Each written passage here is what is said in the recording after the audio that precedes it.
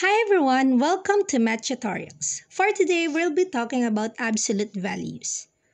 Keisha and Caitlin are standing on the number line. Keisha is at -3 and Caitlin is at +4. What is the distance between them using absolute value? Take note that the absolute value of a number tells its distance from 0 no matter what the direction. So let's solve this one.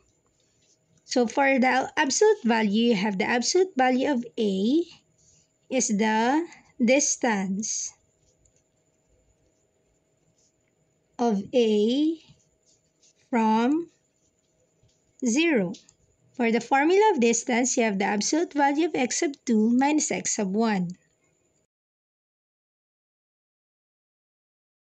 So substituting the values for this one, you have Caitlin, which is 4 minus -3 for Keisha. So solving this one, 4, negative and negative, you have +3. 4 plus 3 is equal to 7. So the absolute value of 7 is 7. There you go. The distance between Keisha and Caitlin is 7 units. Thank you for watching. Don't forget to like, subscribe, and follow our page, Math Teacher Go. Bye-bye!